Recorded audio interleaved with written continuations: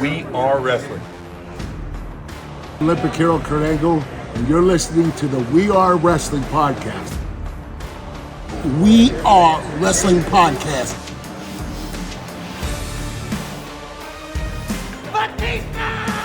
Let's flip and go. You're watching We Are Wrestling.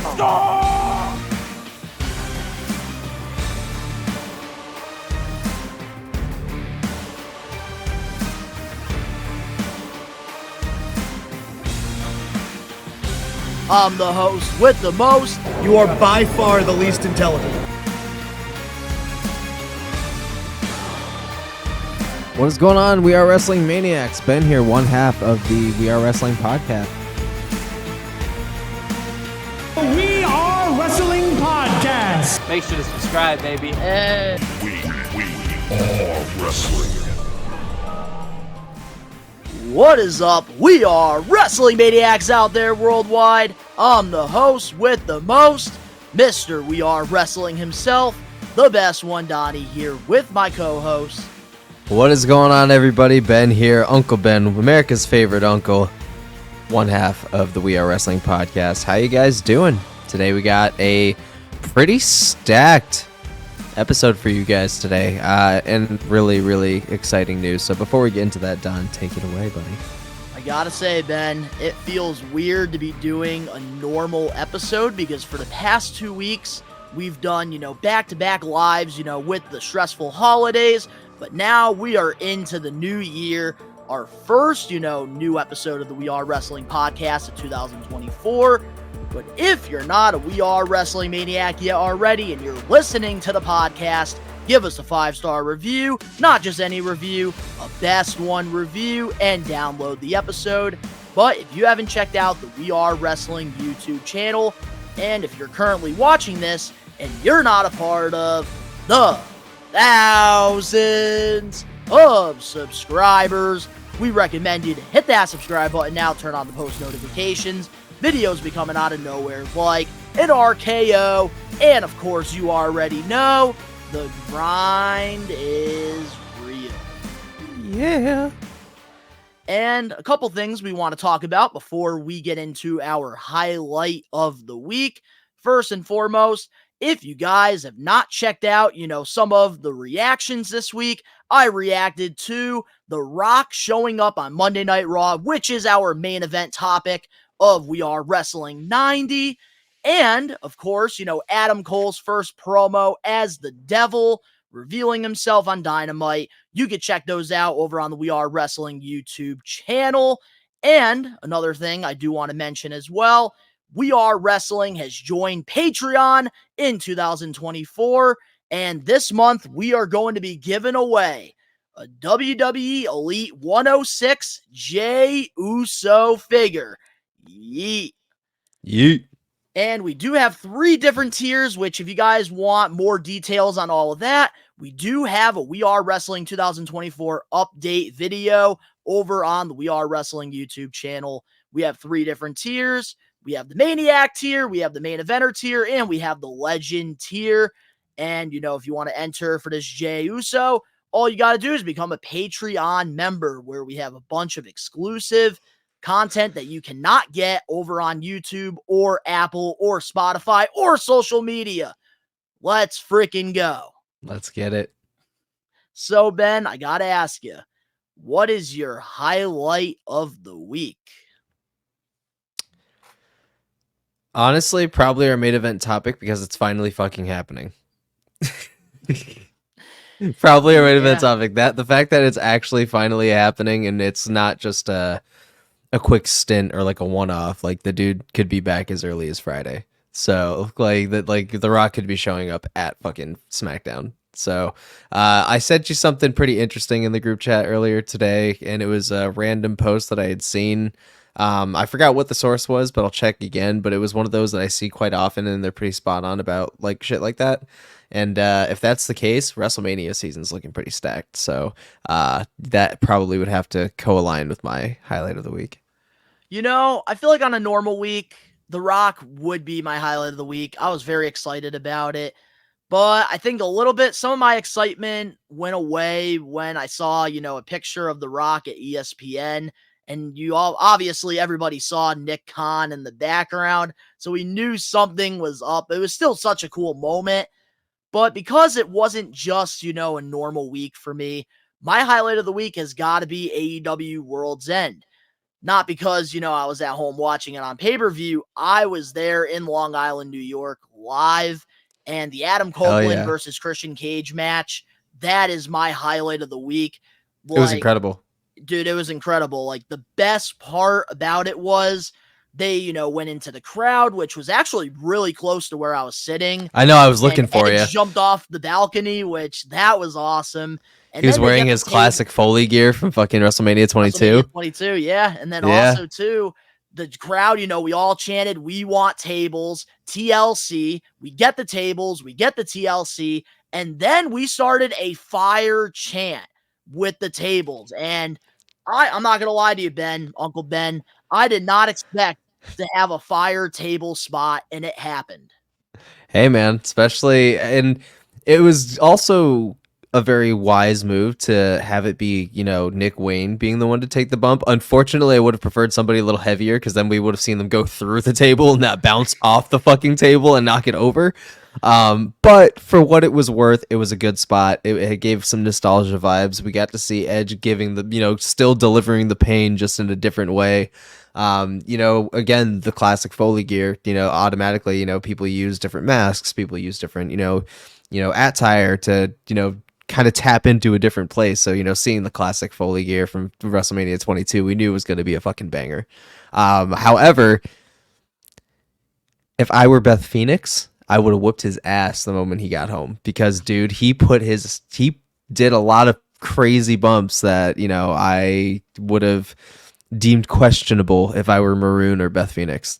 100%. I'd be like, we cleared you, motherfucker, for regular matches, not this shit. You were in like, you're way too long. Like, you're being a little risky here, but you got the edge per se, but you're getting way too comfy. Working with, somebody that Christian you grew up with and somebody that we know there was nobody better than a safe worker. There's nobody better. Exactly. Absolutely, dude. And just because of that chemistry and because of that history, the way that it was, introduced, along with Edge's debut, the angle, just the timing was right. Everything about it was just great. And it was a match that we've been dying for a long time. And I think that it definitely overperformed for sure. It was definitely a 5-star classic. Opinion, easily the match of the night. The only thing that's I can't get over, and it's just like I know that it's it is what it is, and people could shit on me for this or whatever. It would be a 5-star, and honestly, for me, it does qualify as a 5-star classic. But it would be a flawless 5-star classic had they got someone who could have actually went through the table. That's my biggest flaw of the match, and that really does rock it for me. I have a perfect segue, because speaking of 5-star matches and finishers, over on our We Are Wrestling Patreon page, if you become a main eventer, which is only $5 a month, the first returning episode of We Are Wrestling Old School versus New School, myself and the voice of the faithful, Phil, we talk about 5-star matches, we talk about finishers. It's such a great discussion. It will be coming out next week. And this month in January, I'm not going to lie to you, Uncle Ben, it was tough to pick a highlight of the week because this month I feel like is going to be a huge month to start the year off in 2024. We have TNA coming back next week, which I will be live here on the We Are Wrestling YouTube channel doing a watch Hard to kill, right? Hard to Kill. And not only that, we have the Royal Rumble stream January 27th, that Saturday. The biggest stream in We Are Wrestling. We're going to be live for it. It's going to be a great month of pro wrestling. And we already started off with The Rock, and it's only going to get better and better. So with that being said, let's dive into the We Are Wrestling Weekly Recap for the We Are Wrestling Podcast, episode 90. God damn. I know. That's what I'm saying. God 90 damn. episodes. We're getting old. Oh, wow, man. 90 episodes. Holy shit. So Who would've our thought? first topic for, our first recap for this week's episode. Speaking of Adam Copeland, last Saturday, we saw Adam Copeland win the TNT Championship against Christian Cage at World's End. After the match, Killswitch, Luchasaurus, attacked him and gave Christian Cage his contract that he won earlier in the night for a shot at the TNT Championship any place, anytime, similar to the Money in the Bank contract, just for Christian to win it back. What's your thoughts on their match that happened this past Saturday? Last Saturday, I should say. Clever in a way. Like, I could see where they were going, and they it's kind of dope. However, that face turn and that ass whooping that Christian's gonna receive from Killswitch is gonna be fucking so satisfying. It's gonna be so goddamn good, and I'm really excited about it. And I couldn't wait. No, I'm saying for future reference, how they did it immediately right fucking there. Honestly, really just grinds my fucking gears, because that was the first time that Edge has had a championship in 13 years at this point? 13 years. At this point, 2011 was his last World Heavyweight title. Yeah, so 13 years now at this point almost. Wow. Almost 13 years Almost at this point. 13 years, yeah. And he holds it for 5 fucking minutes. I get long-term storytelling, X, Y, and Z, but bro, this was the avenue. This is where we should have just cashed it in and just let him walk. And a lot of us saw that shit coming from a mile away. The moment that Luchasaurus, or Killswitch rather, the moment he won that contract, you knew who he's linked to, and you know what the fuck's gonna happen. You can easily put 2 and 2 together. It's unfortunate, and that's something I have a lot of beef to pick with when it comes to creative, in terms of I don't know who has their hands on it, if it's just Tony Khan or who the fuck is in creative. But that finish was fucking awful to a really great match. You could have fucking walked away with that and could have had a 5-star match, but I will say this about that. Fuck it up. I agree with you 100%. I will say the only good thing about that finish, in my opinion, and I'm trying to be devil's advocate here, is, Christian Cage getting more heat. Because when he did, take that moment from Adam, me being in the crowd, watching all of this, you're genuinely pissed off. Yeah. You're generally pissed off. And this is coming from somebody who is more of a Christian Cage fan than an Adam Copeland and Edge fan. And you could suck a phone. No, but but here's what I'm trying to say. I like Christian Cage more than Edge, and even I was pissed off about what happened. I wanted to see Edge win the TNT Championship. Dude, I did not know that. That's why I feel betrayed right now. What do you mean? You never told me that. I've been talking about it the last few weeks on the podcast. Nope. Not that I remember. Not that I recall. Oh man, that's news to me. Yes, I am more of a Christian Cage fan. I don't know why. I just am. But you have a dad. But you have a dad. A really good one at that. So why do you love Christian? No, you have splaining to do, sir. You have a dad. That's fucked up. That's fucked up. He is America's father, not your father. Fuck out of here. That's some heel shit. Yeah, and also I got to kind of kiss up to him, because I do have the Attitude Era Tag Team Championship signed by the Dudleys, the Hardys, Edge, and all I need is Christian Cage. Which is the easiest thing you could have done in the last 10. Actually, no, he's been under WWE for a long time. Actually, never mind. That's actually hard. And it's very rare for him to do appearances in this area. But yeah, that's crazy that you got Edge before Christian, though. That to me is crazy. That's crazy. Because if there's anybody that I thought I wouldn't be able to get that title signed from, it was Edge. But now I do got to give my thoughts on this, and I do think that it was a great finish for Adam Copeland to win the championship. I kind of I'm happy that the storyline's going to continue. That's the only pro I see in this. But the whole contract thing, that sounds like a backyard wrestling thing that I did when I was a kid, where you have a contract, you grab it with and all it is a clipboard. It's a clipboard, and then you come out with the clipboard and he cashes it in. I don't know.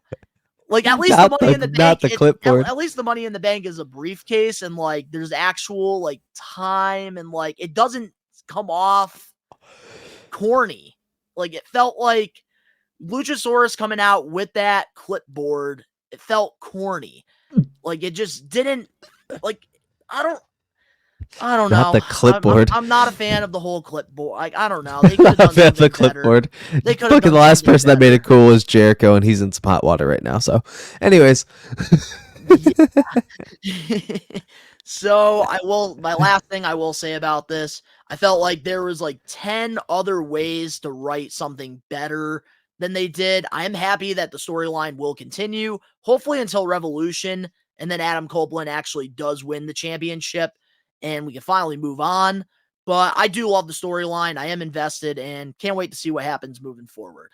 yeah, it's gonna be exciting. It's two individuals in a tag team and two legends in their own right that are in the ring again together doing shit that we thought we were never ever gonna see again because both were medically disqualified. So it's kind of dope.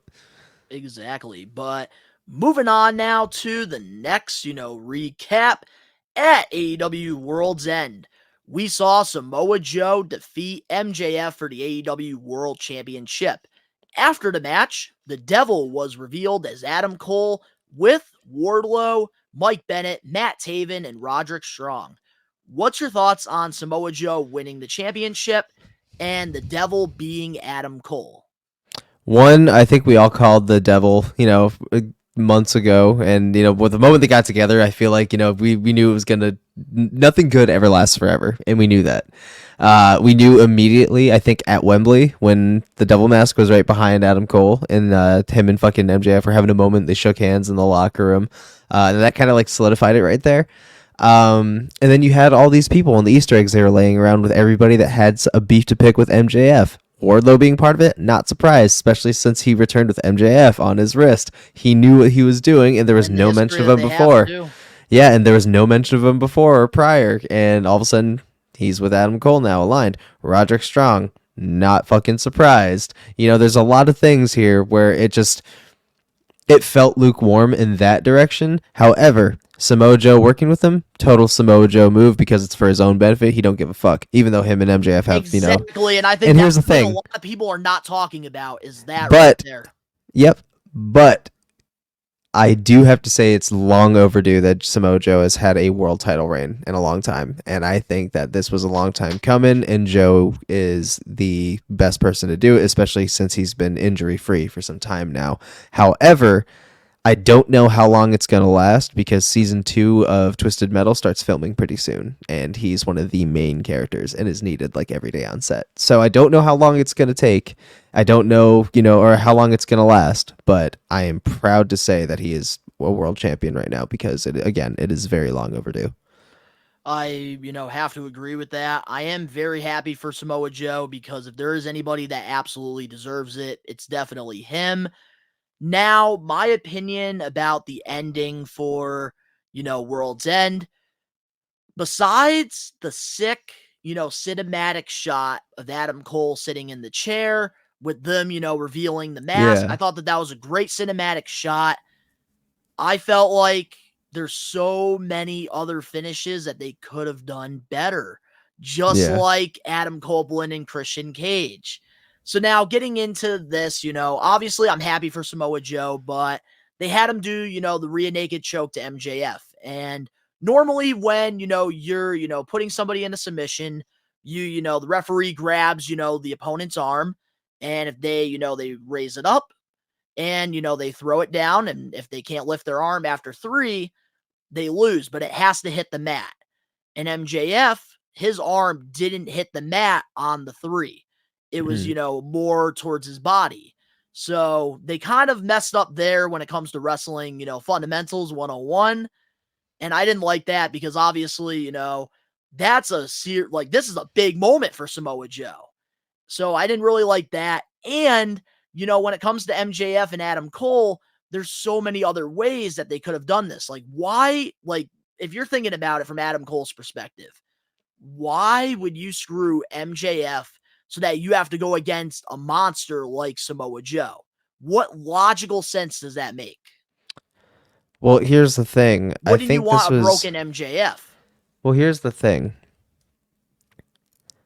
I don't think the title was the whole idea right now, especially with fucking Adam Cole being injured, and he's still got time before he can even step in a ring again like that. Mm-hmm. 2, this was about also writing MJF off, so there's no, I don't see a title angle between them right now. I don't see Samoa Joe and Adam Cole anytime soon. Maybe everybody that had to do with the devil might get a shot, but Adam Cole, it's not happening. It was just to write MJF off. Before you do continue, I will say this. During the promo on AEW Dynamite, Adam Cole mentioned in the promo that he's going to have Wardlow take the championship from Samoa Joe, and then when Adam Cole is cleared from his injury, Wardlow is going to give him the AEW World Title like Luchasaurus did for Christian. All right, next topic. Because that's fucking stupid. Just next topic.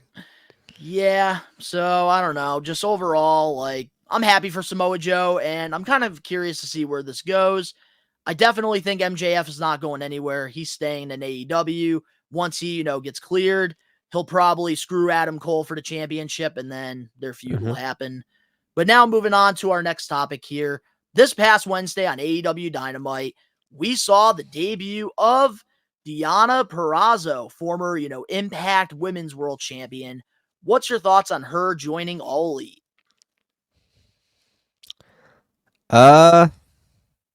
She's made a bang out in, Impact, now TNA again.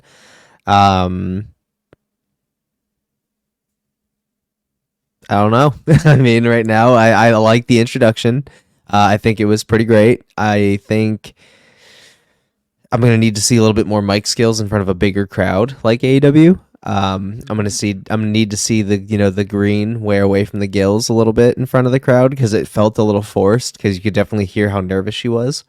However, cool. You made a big enough bang to get interest from another company that is doing pretty well right now. And this is another way to hopefully get on somebody else's radar to hopefully get them interested. So I think that this is wonderful. This is a whole new future for somebody else that could definitely bring a little bit of spice to a women's division that is in need of it. So, yeah.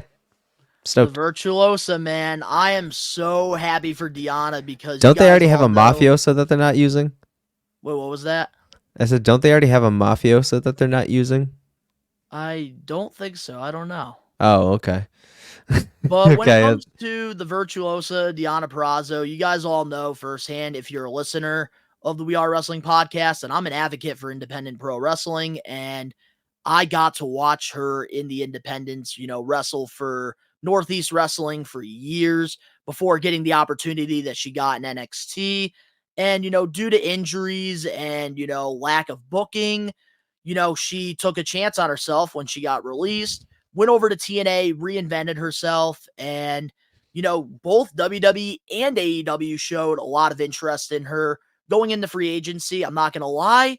I thought she was going to go to WWE, and, now that Triple H is running things, and, she has had a history with Chelsea Green, as her tag partner, I thought we could have gotten something there, but AEW, cool. Threw her to bag. And honestly, I think that this is great for their women's division because right now WWE's women's division is stacked. And I think AEW, great. They need somebody like Deonna. She brings something different to the table. And I think that, this is a great signing. And honestly, I can't wait to see where this goes. Yeah, I'm excited, man. But now getting into our last, recap for this week, something we never talk about, New Japan Pro Wrestling. Our buddy Ricky knows best. He will be sending in a video after Ben and I give our thoughts on, the debut of Dolph Ziggler, Nick Nemeth. So, in case, you've been hiding under a rock, at Wrestle Kingdom, we saw the debut of Nick Nemeth going face-to-face with David Finlay, who, ended up winning their global championship. What's your thoughts on Nick Nemeth joining New Japan Pro Wrestling? Fantastic. He gets to tread the waters again. He gets to do some pretty insane shit because Japan don't fuck around, man. Like, they're a lot harder hitting. They're a lot more... laxed in terms of rules per se, so I'm really excited to see a different kind of side of Nick Nemeth now, formerly known DOLPH ZIGGLER. You know, it's going to be really sweet to see how he reinvents himself somewhere else. I'm pretty glad that he didn't end up in AEW because he would have gotten lost. He would have gotten lost along the shuffle, and if anybody can hang out in Japan, it's Nick Nemeth. So I feel like it was a really, really good grab, a really good opportunity for everybody involved, and I hope that, you know, everything is prosperous for his future. And I gotta say this, you know, we're recording this right now on Thursday, so all morning long, you know, I'm working and my social media is blowing up with all of these, you know, videos of him arriving at the Tokyo Dome, you know, starting that confrontation with David Finlay, and then the whole press conference, him attacking him, and, you know, vignettes on, you know, his Instagram. I am very invested in this, and honestly, I gotta say, man, he has done a fantastic job these past 90 days staying under the radar, and a lot of people really thought that he was going to go to TNA because there are reports that, you know, they did sign somebody to, you know, a big contract. And, you know, there are reports that, you know, he was going to go to AEW, the team with his brother Ryan Nemeth, who, you know, is under contract over there. And that's like honestly where I thought he was going to end up going. So seeing him, you know, on, you know, Instagram and, you know, X, these videos, I was completely shocked. And honestly, this reminds me a lot of Chris Jericho back in 2018 with him and Kenny Omega, because I felt like, you know, what New Japan Pro Wrestling was doing in this situation was, let's bring in somebody that, you know, everybody in the wrestling business knows, and let's get people talking. So by having, you know, Nick Nemeth, you know, show up, you have because he has a pretty strong fan base. So you're bringing in a lot more eyes to New Japan. And honestly, I'm not going to lie. And I already told Ricky this, dude, I might have to be paying attention to what Dolph is doing over there. I'm very interested. Now it all begs the question of who the person going to show up at Victory Road is. Now I'm interested. So Hard to Kill, rather. Sorry, not Victory Road. Sorry, I was thinking about a very dark time back in 2011. Sorry. Yeah, that got real dark for a second. But no, now it begs the question, who's going to be a Hard to Kill? Because now I'm starting to think, is it Shelton Benjamin? Shelton got the bag. That's why he made that video. The whole. I guarantee it's Shelton Benjamin now. I guarantee it's Shelton now. It's going to be Shelton. 100%. It's probably going to be Shelton Benjamin showing up at fucking Hard to Kill. Man, we're going to have to wait and see. But what a weekly recap we have. That or Ali. Obviously, The Rock is, you know, the biggest thing that happened, but we have to save that for the main event. So now, guys, before we go to, you know, our break, guys, everybody's favorite segment here on the We Are Wrestling podcast. Ricky knows best. Ricky knows best, and he's going to give you guys his thoughts on Nick Nemeth, Dolph Ziggler joining New Japan Pro Wrestling, because Ben and I, believe it or not, this is our first time talking about New Japan, and Ricky is a die-hard New Japan fan, so he knows more than us. So, guys, let's hear from Ricky Knows Best. Ricky knows best, ladies and gentlemen. Ricky knows best. Believe in me. God bless you. It's me, Ricky Williams. Moxley's just as crazy as him. No, Ricky! Bullshit! They do it too sometimes. I'll be catching it. It's me, Ricky Williams. Stop playing. But that's my opinion. He's so over. Ricky knows best, ladies and gentlemen. Ricky knows best. Believe in me. God bless you. What's up, We Are Wrestling? This is Ricky Williams, aka Ricky Knows Best. Shout out to Donnie, the best one. And then shout out to Ben, the Lone Ranger, aka Uncle Ben. Now, everybody wants my thoughts on Nick Nemeth, also known as Dolph Ziggler. They want my thoughts on him joining New Japan Pro Wrestling. I think it's a fresh start for him, and I think it's a good way to put him back on the rises and on top of professional wrestling, even if you got to do it in another promotion.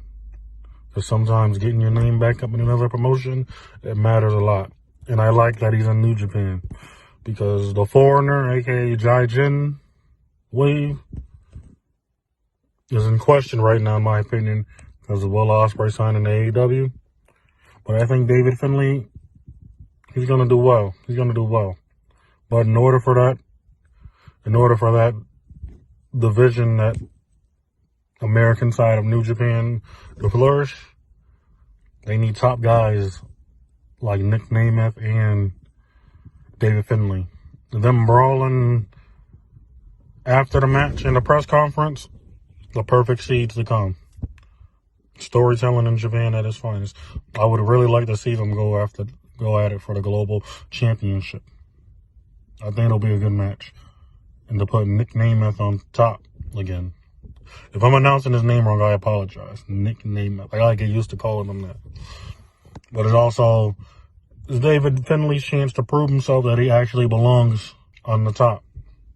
But that's just my opinion anyway. That's Ricky knows best anyway. I'm looking forward to this one for the global championship. I don't really like the championship either, but no.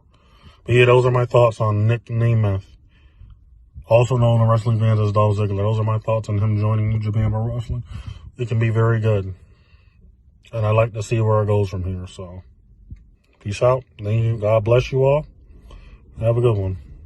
Ricky knows best, ladies and gentlemen. Ricky knows best. Believe in me. God bless you. It's me, Ricky Williams. Moxley's just as crazy as him. No, Ricky! Bullshit! They do it too sometimes. I'll be catching it. It's me, Ricky Williams. Stop playing. But that's my opinion. He's so over. Ricky knows best, ladies and gentlemen. Ricky knows best. Believe in me. God bless you. Up next, we have the Comment of the Weeks and the We Are Wrestling news and rumors. We'll be right back with more We Are Wrestling Podcast, Episode 9.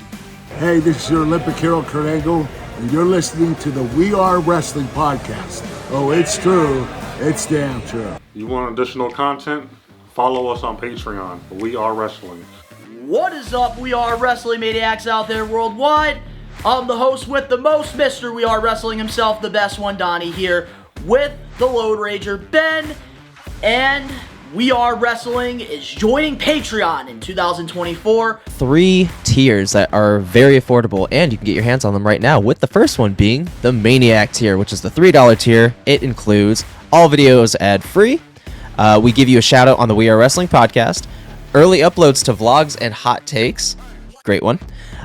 Your name will also be featured on a Patreon graphic in the credits, and you get access to vote on future content. Hey, what's going on, everybody? It's Ben from We Are Wrestling, and make sure that you guys join the We Are Wrestling Patreon. We Are Wrestling Main Eventer tier, which is only $5 a month. And some of the perks you get for, being a main eventer is 2 bonus podcasts a month. 2! Not 1, 2! And you also get 1 throwback wrestling vlog a month. The host with the most, best one, Donnie, myself. I keep you posted with Donald is the best one news with behind the scenes stuff going on in We Are Wrestling once a week. You get exclusive Patreon only series that include We Are Wrestling Old School versus New School and Holy Impact podcast. And of course, you get all the perks from the previous tier. If you want to go the extra mile and you want to help We Are Wrestling out, go subscribe to the We Are Wrestling Patreon page. The Hall of Famer tier, which is $10 a month, and this one is a gold mine, and here's why. This is everything that it entails. You get to enter our monthly giveaways. Wrestling figures, autographs, big one. I've seen this dude's mine, and it's a... Yeah. And you also get autographs, memorabilia, etc. Send us a video, ask us any question that you want that'll be featured on whatever podcast you want. Optional. And all the perks from the previous tiers. For the We Are Wrestling Hall of Famer tier, a We Are Wrestling Maniac can be featured on the We Are Wrestling podcast? They can be featured on the podcast 100%, man. That is the absolute truth. We have lots of additional content. What can they get, Ben, on there? A bunch of different shit that you're gonna have to find out if you fucking subscribe on Patreon, y'all. You want additional content? follow us on Patreon. We Are Wrestling. We're back, and every week here on the We Are Wrestling podcast, except for the last 2 weeks, we do this thing called the Comment of the Week.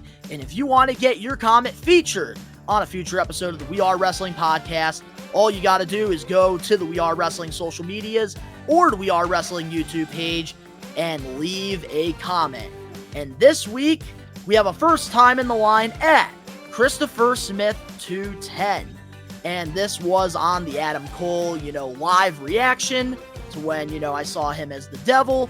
He said this, and I quote, "Adam Cole has a history of turning on his friends. He did it in ROH when he joined Bullet Club. Did it to Kyle O'Reilly in NXT. Did it to the Elite in AEW, and now does it to MJF. Adam Cole even telegraphed that he was going to turn on MJF back in August before the devil stuff when he hugged him and he did the knife in the back taunt. It was going to happen. Now we get heel Adam Cole and the kingdom is back. Let's fucking go." Oh, yeah. And honestly, man, I'm very excited to see, where this goes. And the one thing I do want to say about this comment of the week is, great, going back into history. And that's like my only, that's like a big thing I do have, with AEW here is I wish that they showed the stuff that, Christopher here was Vignettes are explaining. fucking important. Promo Very, vignettes are very important. And that's one thing that AEW, I feel like, they're missing a lot of the times. And WWE, The struggling bruv. They do it best. But congratulations to Christopher Smith on the comment of the week. If you want to get your comment featured here on the We Are Wrestling podcast, Congratulations, I highly encourage you guys Chris. to go to, the We Are Wrestling social medias or the YouTube page and leave a comment. But now, let's get into the We Are Wrestling weekly news and rumors. So, starting things off, earlier this week, Andrade, former AEW star, posted on social media that he's no longer in AEW. According to PW Insider, Andrade is interested in returning to WWE. What's your thoughts on him returning, and how would you book it? If you go back in time, y'all know that I don't give a solid fuck about Andrade. I really never have. I've never seen the appeal. I never really cared. So am I surprised he wants to go back to WWE now that, obviously the grass is definitely greener on the other side because somebody else is running it? Absolutely. He's a Triple H guy. But at the same time, WWE's doing alright right now. I don't know where I'd put him other than, the angles with fucking, Legato, or not Legato, fucking, Santos Escobar, Carlito, fucking all that shit going on. I know he wants to be with his wife again, I get that, but I'm like, where, bro? Where are you gonna fit in? You're just gonna end up disappointed again, and I just WWE, man, there's not a lot of room in that. There's not room anymore, bro. Dude, Jade Cargill hasn't even fucking made her goddamn debut yet. Oh we're waiting till the Umbro. Her training video and the Insane. I guarantee Rumble is when it's happening. 100% Rumble. 100% Rumble. She is going to be a dominant force going into that Rumble. And honestly, if we're not going to repeat history yet again in WWE, she might be the one to win it. So I'm just saying that right now. Say that right now. I don't know who she going to go against, but she's likely going to be the one to win it. And she's my pick to do it. So gonna go with Jade Cargill. So you guys know who I'm voting for Rumble season. So now, getting back in Andrade, I'm going to give my thoughts on this. In WWE, to be truthful, just like you, I really wasn't a fan of his work. I know a lot of people, I've always known he's been a fantastic, wrestler in the ring, but his character work, I just wasn't a fan of what he was, presenting to me. But in AEW, I will say this. In AEW, I was a fan of what he was doing when Collision first, came back. I did like, the feud that he did have with the House of Black for a little bit. And his matches I thought were even better in AEW than WWE. And I kind of liked, the character work that he was doing over there. So I don't know. In my opinion, I feel like there is, way too many people right now on the main roster for somebody like him to fit. If I were him, I would have stayed in AEW, but obviously he probably does want to be back with his wife, and he does, him and Zelina Vega right now, she's got a lot of momentum as well, and they both, work together back in, That's what I'm saying. NXT as well. So there could be something there with, the LWO. We're just going to have to wait and see. I'm very curious to see if this run for Andrade will be better than his last run. Because I'm noticing that with a lot of, former WWE stars, the ones that got released by Vince McMahon, they left. And then now with Triple H, they're, doing a lot better than they were. Oh, Perfect absolutely. Example, Nia Jax, man. She's doing really, really good now. Like, she definitely took her return seriously and is really improving for sure. And it shows. Oh, man, absolutely. But we're just going to have to wait and see on, Andrade, because there is also reports that he is interested in, wrestling in Mexico full time. So we are going to have to wait and see. But moving on now to our next topic here. Kevin Dunn is no longer in WWE. According to PW Insider, a big factor in his decision of leaving WWE after working for them for over 3 decades is the changes since the merger with TKO. Kevin Dunn was the head of WWE Productions. What's your thoughts on his departure from the company? Clearly, Homeboy is not a fan that Vince is gone because that was his right-hand man, dude. So, I mean, I can't blame him for, the whole change of scenery. It can definitely be unbecoming for some people. And it's 30 years, man. 30 years is a long time to give to a company. And, I mean, the dude's, like, definitely towards retirement age now. I mean, there's not much left for him to do. He was definitely a higher official in WWE and like one of the most well-known producers there are. Shit ton of money too. That's what I'm saying. If you want to go right off into the sunset now, go for it. You paid your dues, you travel, you logged the miles, you've done it all. So I mean, man, good on you. Do what you got to do. Happy retirement. I've been listening to, a lot of, other wrestling podcasters out there, their thoughts on this. And a lot of people in the wrestling community are not a fan of Kevin Dunn because of Vince McMahon. He was Vince McMahon's right-hand man. And you know what? I'm going to say it right here, okay? I'm going to give Kevin Dunn his flowers. Smack it down. Thank you, Kevin Dunn, for, 3 decades of, awesome television. Even though he can fuck himself for ruining Edge's return, but yeah. Yes, but Kevin Dunn, a lot of the things that, we watched, he was the head of, WWE Productions, and, we watched, what he was running, during, the production side of things. And a lot of the times, the production side of things, when it comes to movies and shows, they don't get the credit, that they deserve. And, I got to give Kevin Dunn credit because dealing with, a narcissistic prick like Vince McMahon for 30 years, honestly, he deserves to retire. He made a shit ton of money. Go sit on a yacht, go drink yourself a pina colada, and go fix those rat teeth.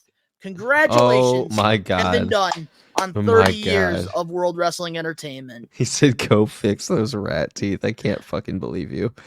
Well, hey, it could be worse. Jim Cornette, does the rat noises. He goes anytime he talks about them. Jesus fucking Christ. But moving. No. If it has anything to do with Jim Cornette, no. That's why I'm saying we're going to move on to the next topic here. WWE announced WrestleMania 41 is taking place in Minneapolis, Minnesota. What's your thoughts on this?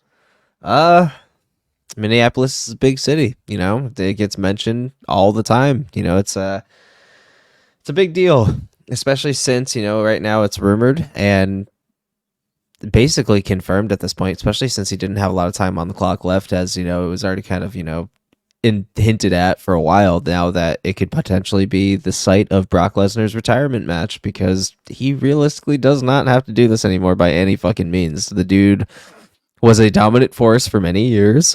He has probably the highest paid contract right now of an active, superstar. I think he's going to be okay.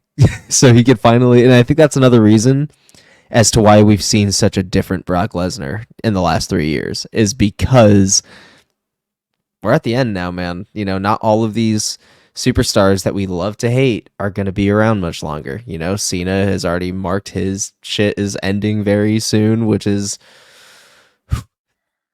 I don't even want to think about his final match. I don't want to. Yeah. So it's bittersweet because, you know, for a long time we were like, you know, fuck Brock Lesnar. You might as well just fuck off. He doesn't want to be here. But now the fact that, you know, it's approaching rather quickly, you know, it's almost bittersweet. It's almost bittersweet. It's like, damn, you know, we were like, fuck Brock for so many years, and now he's not coming back at all. There's not going to be any sporadic appearances from Brock Lesnar. He ain't that kind of dude. I don't see him being that kind of dude. So I think once he puts his boots in the ring, that's it. I think that'll be it. He's going to leave his gloves in the ring. He's going to march out, and that'll be the last time you see Brock Lesnar until probably either the Hall of Fame or maybe like a one-off final match or appearance. You know, So that's the thing, man. I feel like this is what they're going to definitely, you know, set up for WrestleMania 41 because Brock Lesnar really doesn't have anything else to prove. He's done everything and has beaten everyone. So what the fuck? Hall of Famer, and, you know, it makes sense. You know, WrestleMania 41 being in Minnesota, I really World's do like greatest that heel. because I think that this is the first time that WrestleMania has taken place in Minneapolis, and I feel like they absolutely deserve one. So I'm very excited, you know, for them to get Mania 41, and it's going to be interesting to see what's going to happen with Brock Lesnar. I think, you know, a lot of people, you know, right now they're not talking about it, but I think, you know, when we get closer to that time in 2025, we're going to be talking about it a lot. Oh, absolutely. Oh, it's going to be heartbreaking. It's going to be honestly. I've always been a fan of Brock, and I'm going to miss him. I'm definitely going to. Same here, man. Because he's one of those guys that, like, isn't on social media. He's not in the public eye. So, like, we're not going to see Brock ever once he, like, you know, retires from WWE. In all seriousness. He's not going to be one of those dudes that just pops up here and there, you know? It's going to be hard to see Brock Lesnar again unless he's doing other ventures. So, yeah. Yep. Shit ton of money. But moving on now to our last, you know, topic for, you know, this week's episode of the podcast before the main event. Naomi is set to return to WWE. According to Fightful, WWE and TNA sources expect Trinity Fatu to return to WWE bearing unforeseen circumstances. WWE is very interested in bringing her back. What's your thoughts on them, you know, bringing Naomi back? I know that it won't be for a while, considering her contract doesn't expire until the summer. But at the same time, again, like, I know that's Jimmy Uso's wife. I know that, you know, she was a fucking former champion. I know she had a huge stint in the company. But you're also riding on a very negative coattails of a very ungrateful little brat that's circulating the web right now. So it's not a good look, you know? You did the same fucking thing. And then when she bailed on your ass, you went somewhere else. So it's embarrassing almost for me. Like, I appreciate what she's accomplished. She comes back. Cool. Again, for circumstances like that, it's hard for me to care. It's hard, you know? It's hard for me to care. That we do have to consider here with Naomi, you know, wanting to come back to WWE. They're both got the opportunity to come back. And Mercedes, from, you know, the reports that we got, and obviously it's not a topic because we know how strongly you dislike her. There's reports that, you know, WWE was interested in her. They gave her a very good contract, but she wanted that Charlotte Flair big money contract. She wanted Roman Reigns money. And according to, you know, sources out there, these are rumors, Sasha Banks signed a 5-year, $25 million contract with AEW. It's not 100% confirmed yet, but those are the numbers that are running around the rumor mill.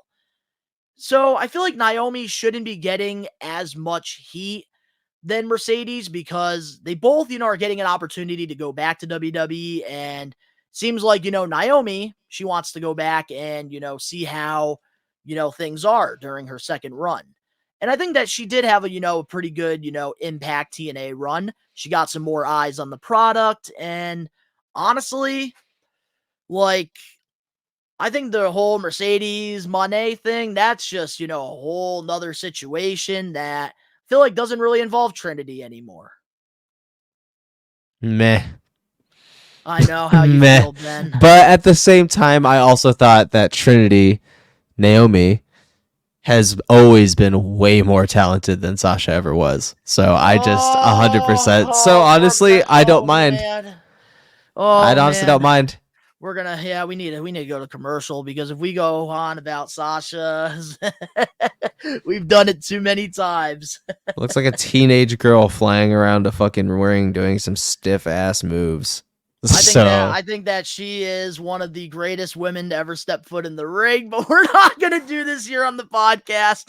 So, guys, clown. Up next, clown. Okay, Ben, Clown. if you keep poking the bear, clown. We're gonna have this discussion. You look like a big ass bear that looking like a big ass clown right now. Go to the getting put over segment and we can get to the main event, or we could talk about this if you want to talk about this. We might as well make it a fucking putting Sasha Banks over for you. So let's go.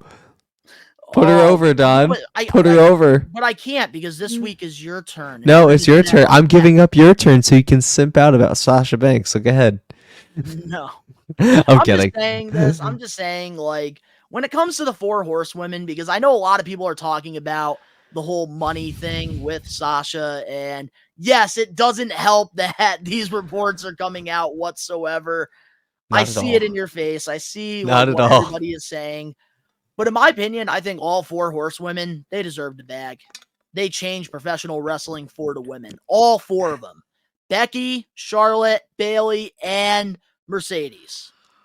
Whether you love her or hate her, she has changed the women's division. Okay. All right. Yeah. We okay. can't do this. We can't do this right now. Maybe on our Patreon, where, people can, pay We'll for give you it. the uncut fucking version.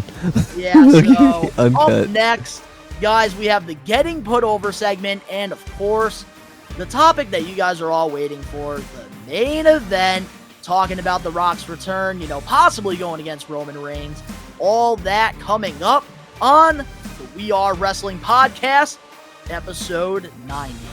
Hey, this is Flip Gordon. You're listening to the We Are Wrestling Podcast. Let's flip and go! Collecting has always had a special place in my heart, going all the way back to when I was a kid. I remember my parents taking me to Toys R Us and waking up on Christmas morning to a bunch of new action figures. I had bins filled with thousands of rare WWE, WCW, ECW, and TNA figures through the years until, unfortunately, I ended up selling my whole childhood without knowing the true value of my collection. 2 years after I made that horrible decision, the pandemic hit, and I realized there was a part of me that felt missing, and that was collecting.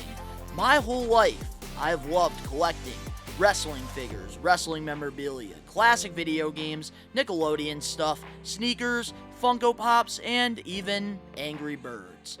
As time went by, I decided I wanted to get back into collecting, except this time, document it and rebuild my collection over on Best One Donnie. So, if you want to go back into time and relive my nostalgic memories, subscribe now.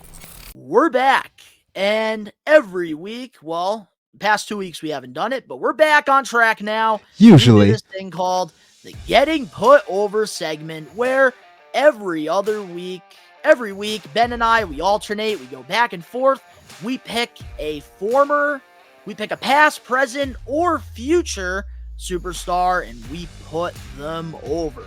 So, Ben, it's your turn. Who are we talking about this week? And it's not Sasha Banks. No, it's not Sasha Banks. We'll save that for next week. But this week, we're going to be actually talking about the Scottish Warrior, the Scottish Psychopath, Drew McIntyre. Really, really excited about it, man, because that dude, I'm actually really, really excited with what he's doing right now in his heel work, because this is the first time he's a heel since the very tail end of 2019. Because, going into that right after 2020, he was right on his babyface run, because we're building him and Brock, and that's that whole Royal Rumble win really catapulted and turned Drew into who he was always supposed to be. Main eventer. Like a main eventer, because he was fucking built like one. Like, it was insane to keep putting a tag team championship on that fucking dude. Like, it was insane to do so. And I feel like he was a little too over to put just a mid-card strap on him. So I think it was time. And, it just... This dude went from a skinny, tall-ass little thing from Ayr, Scotland, basically creating noise in the UK where wrestling wasn't prominent at all, and really got himself discovered, along with Sheamus, and going from there, traveling 12 hours every fucking time that he wanted to go wrestle and to teach a school and to go to a school. He put the work in and really made noise and went into all these independent shows and really became into himself, and then went to WWE very fucking early and went straight to TV. Didn't go through really much developmental other than FCW, right? This is FCW. I was gonna tag myself in. All right, tag yourself in. He actually was, a part of FCW for. Yeah, that's what I'm saying. FCW. He actually did win the Florida, championship.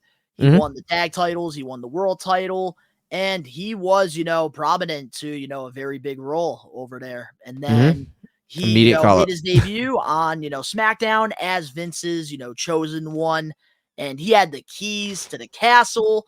Won, the Intercontinental Championship, and then was gonna win the fucking Royal Rumble. And he joined, 3MB, but we can't put that over, okay? No, but we can also put we can put over his struggle in getting out of that and reinventing himself. Yes, that dude. WWE that dude is one of that's another reason why I can't wait for a Matt Cardona documentary, is because that fucking indie run is going to be incredible to watch. But Drew Galloway is like Matt Cardona, Cody Rhodes, and a bunch of all of these other stars that went on the independent scene after getting let go, really making a name for themselves, and then getting called back home, and then took a subtle journey, a very humble journey from NXT, won the world title, got called up on the main roster, ended up winning the tag titles shortly thereafter. We're at the Royal Rumble. Yep, and then shortly thereafter, we're at the Rumble, and the rest is fucking history, and the last 3 years of that has been history, and it's been a hell of a ride. That dude literally single-handedly carried the pandemic Thunderdome era on his back, bro, and it was flawless. If anybody has any reason to be pissed right now, it is Drew McIntyre, which is why I haven't blamed him for a damn thing he has done since turning heel, because the dude is you can't even see him as a heel. He's like a fucking anti-hero, because this is the most relatable superstar that anybody can really talk about. The dude won the big one in front of nobody. And that's the thing, I gotta say, man, when it comes to Drew McIntyre, he really made a shitty situation into a great situation for himself. He turned dog shit into fucking gold. Yeah, and he pretty much, carried the Thunderdome era. And I love this heel run because a lot of the times they turn people heel, they turn people face with no legitimate reason. But, with Drew McIntyre, it all makes logical sense why he is doing what he is doing. He's a very good dude who's gone through some really bad shit and has tried to redeem it many times and has been fucked over by so many people that he finally snapped. Who can blame him?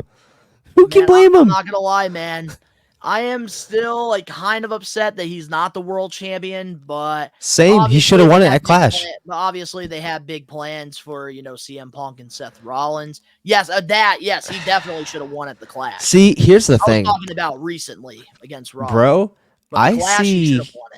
I see Drew being a part of a triple threat at Mania than anything. I see him weaseling his way in the same way that Daniel Bryan weaseled his way into Edge and Roman's match. I see that happening 100%. That dude is because here's the thing. What else would he do? That's the real thing that you have to ask yourself. What else would he do? in order to keep his ass around to get him to sign, you're going to want to at least keep him in the main event until you can have that chance to pull the trigger. But the problem is, man, in this business that we love to talk about, in this business that we love to watch, It's cutthroat, bitch. I know. It's cutthroat. And that's the thing. I feel like CM Punk versus Seth Rollins, like, they're not going to add anybody to that because that match itself is It's going to so put ass in personal. the seats.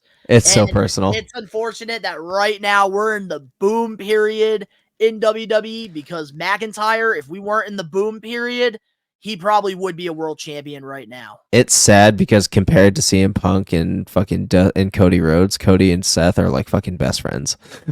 It's fucking nuts to think about that, but they're like best fucking friends.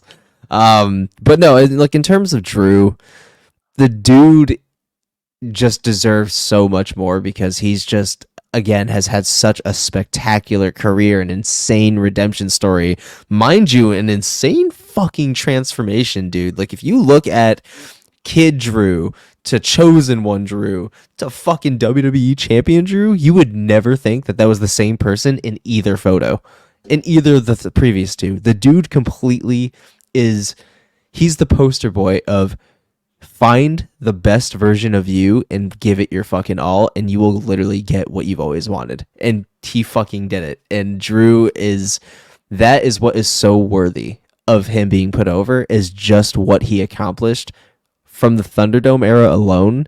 Not even what he went through prior into what he went through now. Just the Thunderdome era alone deserves all of the putting over. Absolutely. And I do want to talk about, my fandom for Drew because I have been such a huge fan of him, even when he was the Chosen Drew One. Galloway too. Like, and when I was a kid around that time, and I remember going to a WWE live event in Springfield, Mass with my dad. And, my dad, he doesn't really watch the shows weekly, but he pays attention. And at the show, he noticed Drew McIntyre.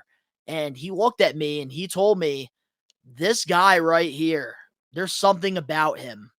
He is a main eventer. This guy right here is a superstar. And that just always stuck with me for some reason. And, with my wrestling figures, I made Drew McIntyre my world champion. I love his old theme song, The Broken Dreams, which honestly, if there's a time to bring it back, it's right now because all his dreams, they feel broken. Like, it fits him so perfect. But, putting Drew McIntyre over, obviously, we put him over as the character and, the whole Thunderdome era. But now let's talk about some of our favorite matches of his and put those over. Bet him and Brock, WrestleMania. Phenomenal match. And it was literally as silent as a fucking, whisper. Shit was so quiet, but they put on an electrifying enough match to keep you super invested, and it felt like a WrestleMania level match for what they had. Wasn't that match 5 minutes? No, it wasn't 5 fucking minutes. Didn't feel like 5 minutes. If it was 5 minutes, it was a glorious 5 fucking minutes. It was a glorious 5 minutes because I remember just how incredible it was. That match was great. His most recent match with Seth, phenomenal. Great match. His match with Wait, with Rollins, are we talking about the Premier Live event match or the first one on Raw of the year? The Premier Live event match, bro. That match was incredible. That match was fucking incredible. Because I love the Raw match, the day one. Day one was fucking great too. It just broke my heart a little bit for obvious reasons. I think another good match with Drew, because there's fucking plenty, dude. There's so many. While you think about the next one, I'll say one of honestly, Roman and Drew at Clash. Roman and Drew, that was a great match. Yeah, Roman and Drew was fucking insane. Fucking insane because it showed how good of a fucking just straight up wrestler he is. So those are some of my favorite. So, when it comes to Drew, I've been such a huge fan of his. I honestly really enjoyed, his matches that he had with John Morrison back in the day for the Intercontinental Championship. Yep. Those were some really fun matches that he had. Also, I gotta, put him over in TNA Impact. This is when, I kind of started fading away once he left. Yeah. I loved his match with Kurt Angle. He had a couple great ones with him. Also, Hey. WrestleMania, when the crowd came back, Drew versus Bobby Lashley. I thought that was a great first That was an match emotional entrance for him with, because he the knew he was crowd losing. being Yeah, back. I thought that was great. It was heartbreaking though because he knew he was losing, and it really bugged me out because I'm like, dude, he should have gotten that redemption moment. He should have, and I feel like they really pulled the plug on it. And I'm also got to say, too, the triple threat match at last year's WrestleMania, Gunter versus Sheamus versus McIntyre. Phenomenal. That, Phenomenal. stole the show, in my opinion. That was basically a 5-star classic, legitimately, because everybody fucking gave it their all that match, and everybody looked good. Yeah, so I got to say, man, Drew has had one incredible career, and I think that, he still has a lot more in the tank, and I feel like he's going to have a really good year in 2024. Oh, absolutely. So, guys, this week we put over Drew McIntyre, Drew Galloway, and, that this was Ben's decision, which honestly, man, great pick for this week. Next week, I get to pick who we're going to be putting over. Sasha Banks. No, we're not going to be putting over Sasha Banks. Instead, we're going to be putting over somebody in the Ruthless Aggression era because I like to pick my underrated wrestlers. Okay. And I am going to go with Renee Dupree. Do we want to do Renee or do we want to do Fifi? Or Sylvain? La Resistance. All three members. We're putting them over next week. All right, we'll do Renee Guys, Dupree. That is the getting put over segment. So now, with that being said, let's dive into the main event topic for the We Are Wrestling podcast, episode 90. And this past Monday on Raw, we saw the return of The Rock, teasing a potential match with Roman Reigns, making a table reference. What's your thoughts on this? What should WWE do? Because obviously, with, WrestleMania right around the corner, having The Rock tease something, Cody Rhodes finishing the story, Roman going on to beating Hulk Hogan's record, what should WWE do about this? This is the main event topic, damn it! I can see you're very excited, and I'm very excited too. Excited. This is the topic that I've been waiting to talk about. All these other topics, yes, they're worth talking about, but they're like little talk. This is a big discussion. I'm excited. Okay. Well, as you know, he came back Monday. They trolled us with Jinder Mahal, which I feel like was kind of mean on Jinder's behalf, but at the same time, he still drew a lot of people in that segment. You better get more opportunities too. Yeah, especially after that shit. The Rock coming back, we knew it was going to happen eventually. But now shit be happening. Shit be happening, if you know what I mean. We're getting it. We're getting Rock and Roman at Mania 40. We're finally building up to it. Like I said, Homeboy could be back at any point as soon as Friday because he said that The Rock himself said that it's just getting started. I'm really, as far as his title reign, I don't think we're gonna pull the Hogan title reign because there was a leak that came out that I had sent to you in the group chat earlier today saying that he could drop the title at either Royal Rumble. The Rock could interfere somehow at the Royal Rumble, and Randy could take it. Or he could fuck him up at the Elimination Chamber. Something could happen at the Chamber. And then, because here's realistically the thing we've been saying for decades on this fucking podcast. Roman and Rock does not need a title. It does not need a championship. Give it to Cody Rhodes and Randy. And then for fucking World Heavyweight, give it to Seth and CM Punk. Then Rock and Roman is a head of the table match. And that literally is main event worthy already. You do not need a title. You know something? I think that what WWE needs to do here, because if you get The Rock and Roman, you have to do it at WrestleMania. Like, I understand Elimination Chamber is going to be held in Australia. I'm not saying like a match. People. I'm not saying a match. I'm saying The Rock's gonna fuck him out of winning his title. Before Mania? Before Mania. That's why he's not going to have the title at Mania, and it's not going to be for a title. It's just going to be the head of the table fucking title. Head of the table match, rather. So and then right after that, Roman will take time off.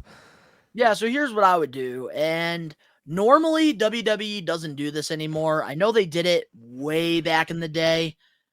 Like, I would have, I would try to find some way to have, Cody Rhodes, win the Rumble again, or do something where, because obviously the big problem we have now with Cody versus Roman is, how do we get Cody from Raw to SmackDown? That's the only thing that I'm concerned with. Here's the thing. The only way he doesn't need to do that is winning the Rumble. I don't want him winning the Rumble. I don't want him to win the Rumble either. I want, honestly, if you want my realistic who I want to win the Rumble, I want either Punk.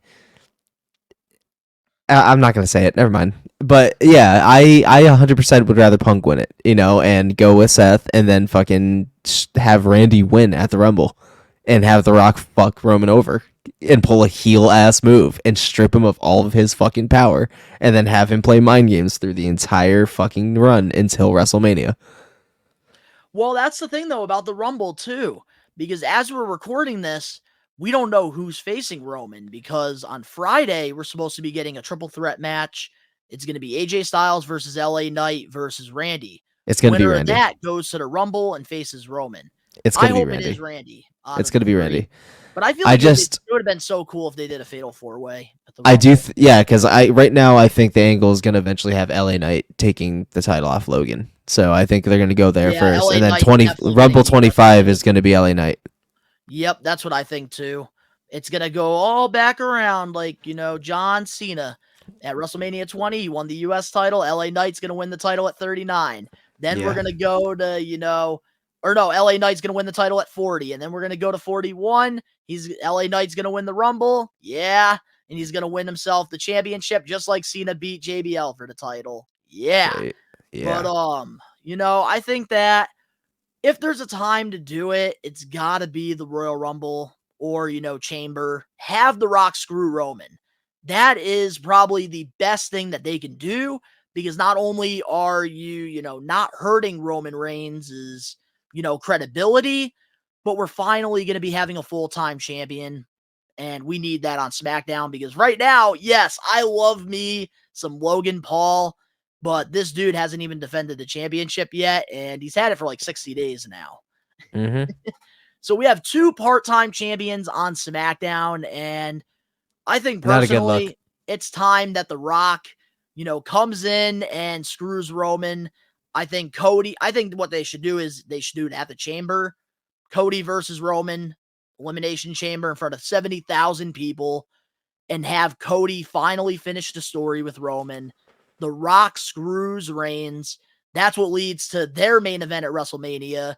And then you can have Cody face, whoever is in line, which, realistically, it would be kind of cool to see, Randy Orton. Yeah, that's what I'm saying. But we're going to have to wait and see, man, because right now we are so close to the road to WrestleMania, and things are only going to be getting very interesting from here. And we're going to be having lots of topics, leading up to Mania. Hell yeah. But guys, we do want to let you all know that We Are Wrestling, we're going to be live on, next Saturday, January 13th. I will be live for TNA Hard to Kill. And, at the end of the month on Saturday, January 27th, we're going to be live for the biggest stream in We Are Wrestling, the Royal Rumble.